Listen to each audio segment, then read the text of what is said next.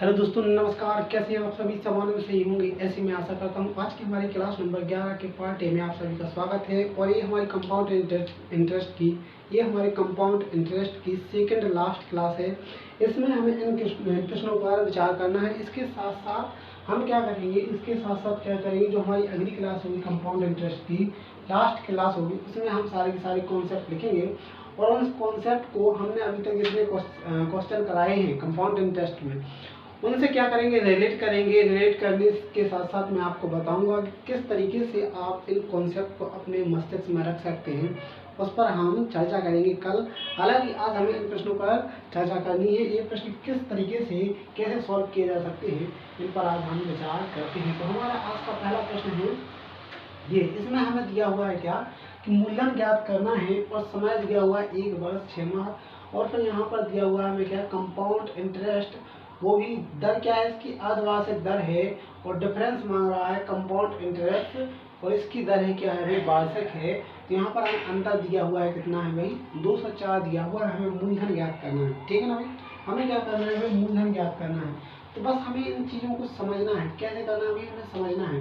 तो पहले हम क्या करेंगे, पहले हम सॉल्व करेंगे क्या, जो कंपाउंड इंटरेस्ट है जिसकी दर क्या है, अर्धवार्षिक है, उसको उस वाली कंडीशन को सॉल्व करते हैं। उस वाली कंडीशन को हम सॉल्व कैसे करेंगे, एक बात आपको मैंने बताई थी कि जब दर होती है, रेट होती है, कैसी है, हाफ हो मतलब अर्धवार्षिक हो, तो हम क्या करते हैं, जो दर है उसमें 2 से भाग लगा देते हैं।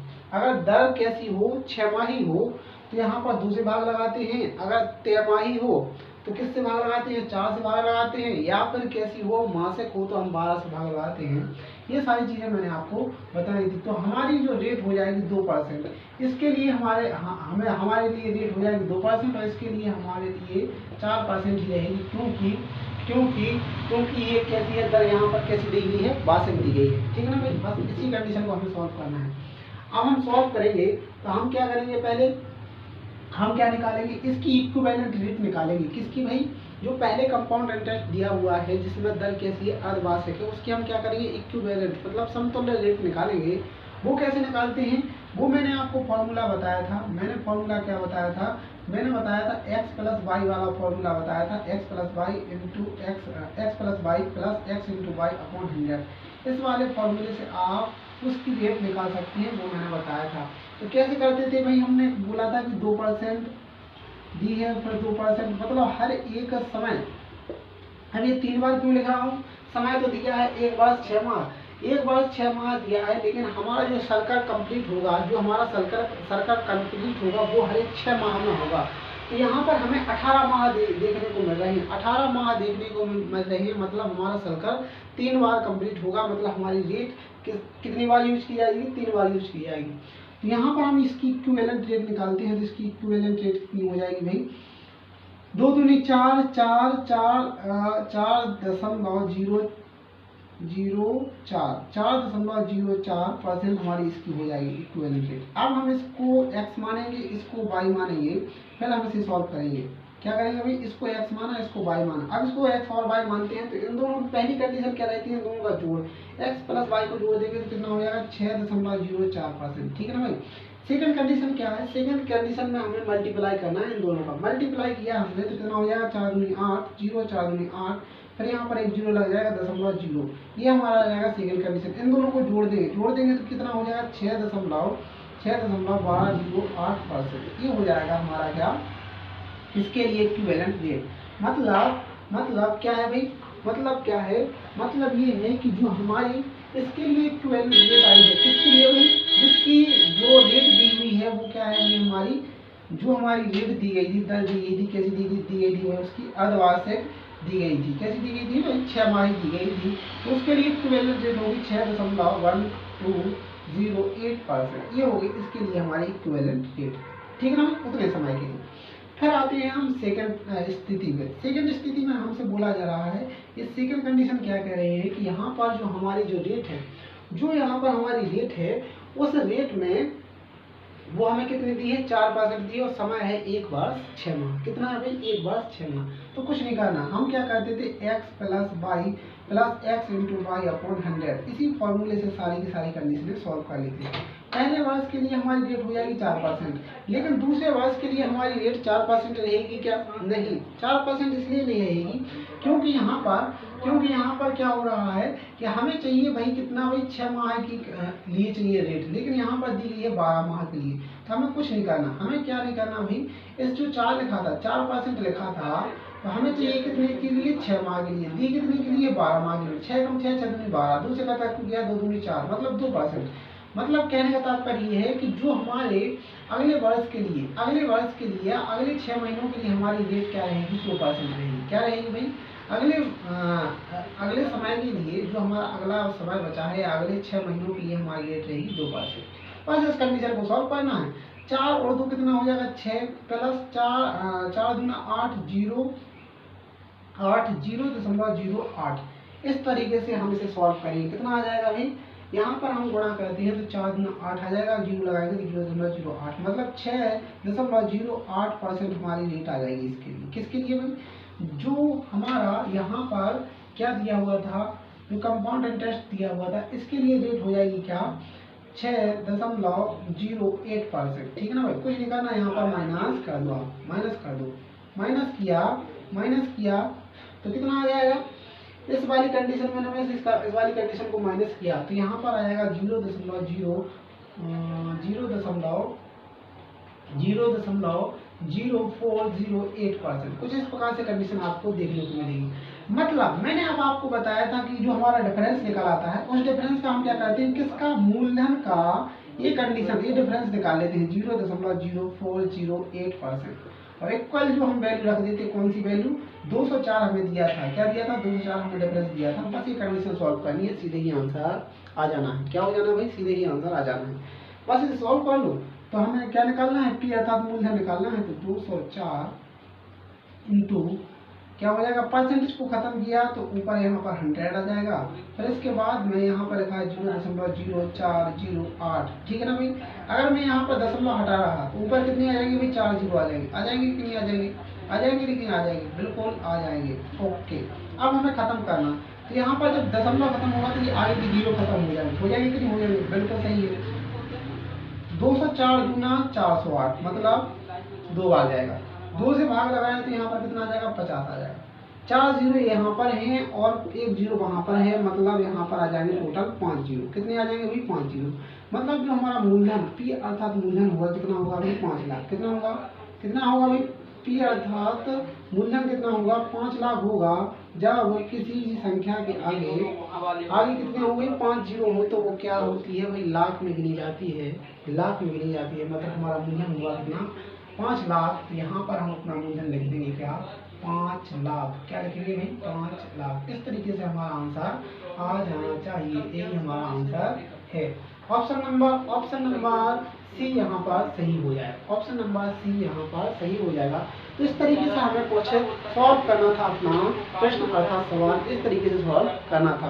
अगला प्रश्न, इसमें क्या दिया हुआ है? इसमें हमें मूलधन 4000 दिया है, समय 1 वर्ष 6 माह दिया है, दर दी गई है हमें 6%, और फिर इसके बाद में CI जिसकी दर क्या है भाई? अर्धवार्षिक है, मतलब 6 माह ही है, और फिर CI दिया हुआ है जिसकी दर है वार्षिक। तो उनका दोनों का डिफरेंस हमसे पूछा गया है। क्या किया गया भाई? डिफरेंस पूछा गया। बस इसे भी हम बहुत अच्छी तरीके से सॉल्व करेंगे।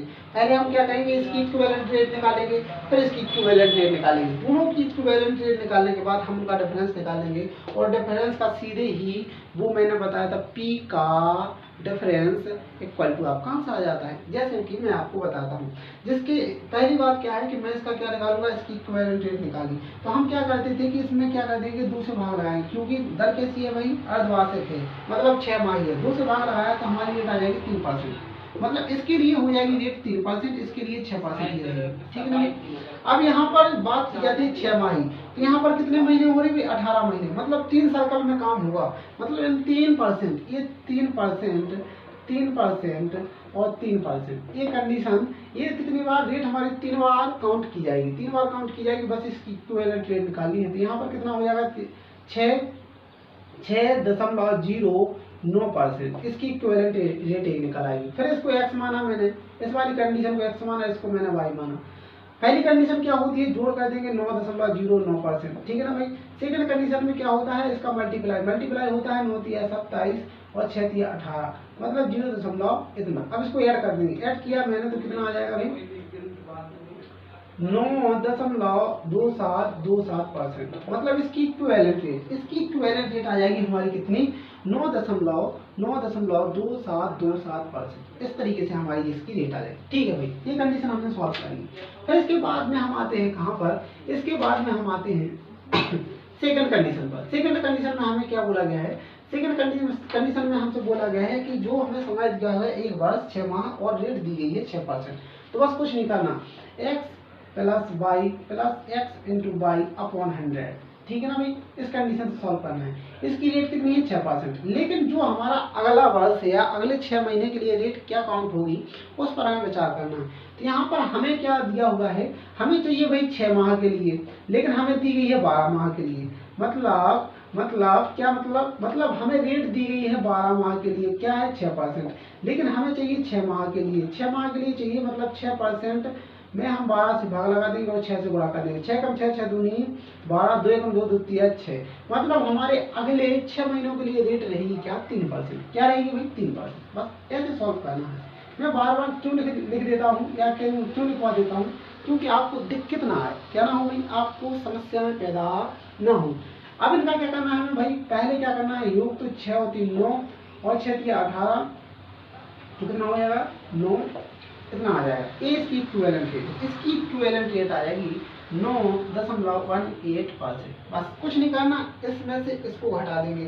घटाया तो कितना आ जाएगा भाई, घटाया तो कितना आ जाएगा 0.0927%। कुछ इस तरीके से हमारा डिफरेंस आ जाएगा, कुछ इस तरीके से हमारा डिफरेंस आ जाएगा। और बस हम क्या करते थे, हम कुछ नहीं करते थे। हम क्या करते थे भाई, हम तो कुछ करते ही नहीं थे, हम एक ही कंडीशन करते थे कि P का डिफरेंस इक्वल टू हमारा क्या आ जाता था, आंसर आ जाता था। इसी तरीके से सॉल्व करते थे कि नहीं करते थे, कि नहीं करते थे। बस कुछ नहीं करना, तो मूलधन इसकी जगह पे हमें दिया हुआ है, P हमें दिया हुआ है, डिफरेंस हमने निकाल लिया है, बस उसका डिफरेंस हम निकालेंगे, सीधे ही हमारा आंसर आ जाएगा। चलो ऐसे ही सॉल्व करते हैं। किया मैंने, हमें मूलधन दिया हुआ है कितना भाई 4000 मूलधन दिया है। मूलधन का डिफरेंस कितना है 0.0927%, ये हमें दिया हुआ है, बस हमारा आंसर आ जाएगा। परसेंटेज को मैंने खत्म किया तो अपॉन में आ जाएगा क्या 100 आ जाएगा, नहीं आ जाएगा बिल्कुल। फिर इसके बाद में हमने क्या किया, इसको दशमलव को हटाया तो अपॉन में कितनी आ जाएगी 40 आ जाएगी, कि नहीं आ जाएगी बिल्कुल। ठीक है भाई, यहाँ पर ये 3 जीरो दिख रहे हैं, ठीक है, मैंने 3 जीरो यहाँ पर खत्म कर दिया। ओके, अब कुछ नहीं करना, 4 से मल्टीप्लाई कर देंगे। 4 से मल्टीप्लाई किया कितना आ जाएगा 7 चौक 28 की 8 हासिल लगी 2 4 2 8 10 क्वेश्चन हासिल लगी 9 9 चौक 36 1 37 कितना आ गया 37। अब नीचे कितने जीरो दिख रहे 3 जीरो, तो बस 3 जीरो यहाँ पर 3.708 कितना आ जाएगा 3.708। ये हमारा क्या आ जाएगा आंसर। ये क्या है भाई डिफरेंस, ये क्या है डिफरेंस किसका है भाई, ये डिफरेंस जो हमसे पूछा गया था जिसमें दर कैसी है 6 माही है और जिसमें दर वार्षिक है, तो उसका हमारा कंपाउंड इंटरेस्ट और कंपाउंड इंटरेस्ट का डिफरेंस पूछा था 3.708।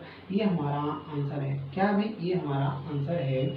ऑप्शन नंबर डी यहाँ पर सही हो जाएगा। क्या हो जाएगा भाई, ऑप्शन नंबर डी यहाँ पर सही है, यही सही हो जाएगा। ठीक है भाई, अगला प्रश्न हमसे क्या पूछ रहा है कि यहाँ पर मूलधन हमें ज्ञात करना है, समय दिया गया है 3 वर्ष और दर दी गई है 5%, 4%, 3% और यहाँ पर कंपाउंड इंटरेस्ट दिया गया है 12,456 दिया गया है हमको क्या कंपाउंड इंटरेस्ट, और हमें क्या करना है पी अर्थात मूलधन ज्ञात करना है। तो बस कुछ नहीं, इसके हम क्या करेंगे इक्विवेलेंट रेट निकालेंगे, इन सभी की इक्विवेलेंट रेट निकालेंगे। पहली कंडीशन में हम इसकी निकालेंगे, इसकी निकाली, इसको मैंने x माना इसको y माना, तो 5 और 4 9 5 चौका 20 20% ऐसे आ जाएंगे। मतलब अब इसको मानना पड़ेगा x, फिर इसको मानना पड़ेगा y। पहली कंडीशन क्या है, ऐड कर देंगे, जोड़ देंगे, तो 9 और 3 कितना होता है भाई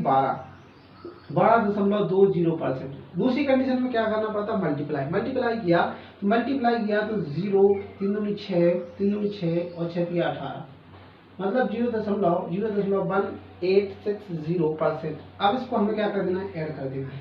ऐड किया तो कितना हो जाएगा 0 का 0 आ जाएगा, 6 ओ सॉरी सॉरी सॉरी, यहाँ पर हमको इसमें क्या करना है, 12.200%, इस तरीके से ऐड करेंगे। 0 का 0 आ जाएगा, फिर 6 का 6 आ जाएगा, 8 का 8 आ जाएगा, फिर 3 आ जाएगा, 12.6 हमारी क्या आ जाएगी, इक्विवेलेंट रेट क्या आ जाएगी भाई, 12.386, ये हमारी इक्विवेलेंट रेट आ जाएगी। गलत हो गया क्या, 12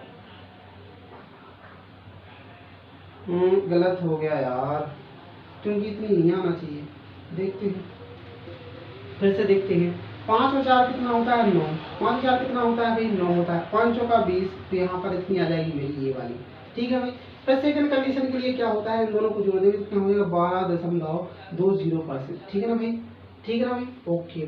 फिर इसके बाद में इसका क्या करेंगे, मल्टीप्लाई। मल्टीप्लाई किया तो कितना हो जाएगा, 0 का 0 हो जाएगा, और 3 दूना 6 हो जाएगा, और 9 तिया 27 हो जाएगा, इस तरीके से। और फिर यहाँ पर दशमलव, इसको अब करना है ऐड। क्या करना है भाई, ऐड करना है। ऐड करना है तो ऐड करेंगे हम, तो कितना हो जाएगा भाई, 476012 कुछ इस प्रकार से हो जाएगा। 47 क्यों हो रहा है यार, 7 4 5 आना चाहिए ना, 9 तिया 27, 9 तिया 27, 5 दूनी 3 दूनी 6, 3 दूनी 6, 3 दूना 6, 56 47। हाँ, थोड़ा सा हमने कहीं पर मिसिंग की है, क्योंकि यहाँ पर लिखा है कितना, यहाँ पर लिखा है, तभी तो मैं बोलूँ, यहाँ पर है 12 4 7 6। ठीक है ना, कुछ इस तरीके से। Okay sir, okay. तो हमारा जो इक्विवेलेंट रेट आ जाएगी 12.470%, ये हमारी इक्विवेलेंट रेट आ जाएगी, ये हमारी इक्विवेलेंट रेट आ जाएगी। ठीक है ना भाई। तो हम क्या करते हैं कि हमारी जो इक्विवेलेंट रेट आ गई 12.4760%, ये हमारी इक्विवेलेंट रेट है। ठीक है ना भाई, ओके। बस हम कुछ नहीं करते थे, हम क्या नहीं करते थे भाई, हम कुछ नहीं करते थे। पी अर्थात मूलधन का इक्विवेलेंट कितनी है, 12.4760% बराबर जो हमें क्या दिया हुआ था डिफरेंस, उस डिफरेंस को हमें यहाँ पर लिखना है 12476। बस इसे सॉल्व कर लो, आपका आंसर आ जाएगा। यहाँ पर टी की वैल्यू क्या हो जाएगी, इसे देखते हैं। यहाँ पर लिखा है 12476 गुणे, अब यहाँ पर हमने परसेंटेज को खत्म किया, यहाँ पर ऊपर 2 जीरो आ जाएंगे। बटे में क्या लिखा है, 12.4760। अगर मैंने इस दशमलव को खत्म किया तो ऊपर 4 जीरो आ जाएंगे। आ जाएंगे कि नहीं आ जाएंगे, बिल्कुल आ जाएंगे सर। ठीक है ना, बिल्कुल आ जाएंगे। अब क्या होगा भाई, अब क्या होगा, यहाँ पर हमें एक चीज देखने को मिल रही है कि इस जीरो को जीरो यहाँ से खत्म कर देते हैं। फिर यहाँ पर देखने को मिल रहा है जो यहाँ पर संख्या लिखी है सेम संख्या यहाँ पर लिखी है, मतलब एक बार में खत्म हो जाएगी, हो गई खत्म, अच्छी बात है। अब यहाँ पर हमें कितने देखने को मिल रहे हैं, 0 5 5 देखने को मिल रहे हैं, मतलब पी अर्थात मूलधन, मूलधन कितना हो जाएगा, मूलधन कितना हो जाएगा, मूलधन कितना हो जाएगा भाई, 1 लाख। कितना हो जाएगा, 1 लाख। जिस संख्या में 5 जीरो हो वो लाख में काउंट की जाती है। कैसे की जाती है, लाख में काउंट की जाती है। मतलब option number A, option number A सही हो जाएगा, 1 लाख। कितना हो जाएगा भाई, 1 लाख। ठीक है ना, कितना होगा भाई, 1 लाख। ठीक है ना, 1 लाख, ये हमारा आंसर है। ठीक है ना, कुछ इस तरीके से हमें अपने प्रश्न को सॉल्व करना था। क्या करना था भाई, कुछ इस तरीके से हमें अपने प्रश्नों को सॉल्व करना था। और अभी तक की क्लासों में सारे के सारे हमने कंपाउंड इंटरेस्ट के हमने सारे के सारे कॉन्सेप्ट कंप्लीट कर लिए।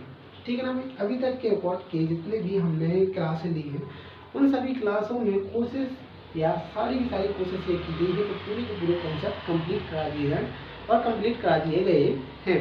अब हमें क्या करना है, अब हमारी जो अगली क्लास होगी वो लास्ट क्लास होगी कंपाउंड इंटरेस्ट की, उसमें मैं सारे के सारे कॉन्सेप्ट लिखाऊंगा और उन कॉन्सेप्ट को हर बार रिवाइज किया जाएगा, रिवीजन किया जाएगा, किस तरीके से उन कॉन्सेप्ट को कभी भी उठा लिया जाएगा, और एक बार ही नहीं कई बार उठाया जाएगा, जब तक आपके दिमाग में पूरी तरह से बैठ नहीं जाते। तो ये सीमित कॉन्सेप्ट और निश्चित कॉन्सेप्ट आपके दिमाग में हर बार रिकॉल कराए जाएंगे। जिस प्रकार से परसेंटेज हमने खत्म किया था और परसेंटेज में हमने देखा था कि 17 18 या 20 कॉन्सेप्ट आपके समक्ष रखे गए थे, इन कॉन्सेप्टों में क्या था कि सारे के सारे जो प्रश्न हैं, अभी तक जितने प्रश्न कराए थे परसेंटेज में, उन परसेंटेज के प्रश्न आपके मस्तिष्क में कैसे होंगे, वही रिकॉल होंगे। इसलिए जो कॉन्सेप्ट हैं बीच बीच में उठा लिए जाएंगे क्रमबद्ध तरीके से। कैसे भाई, ऐसे नहीं कि कोई भी कहीं भी उठा लिया जाए, क्रमबद्ध तरीके से उठाएंगे, जिसमें आपको पता चलेगा कि हाँ अभी हम इस कॉन्सेप्ट से आगे बढ़ रहे हैं या इस कॉन्सेप्ट के सवाल हमारे दिमाग में घूम रहे हैं। तो कल हम देखते हैं, कल हम क्या करेंगे, सारे के सारे कॉन्सेप्ट लिखेंगे और उन पर चर्चा करेंगे। ठीक है ना, आज के लिए इतना ही रखते हैं, फिर मिलते हैं कल। धन्यवाद। जय श्री राधे कृष्ण।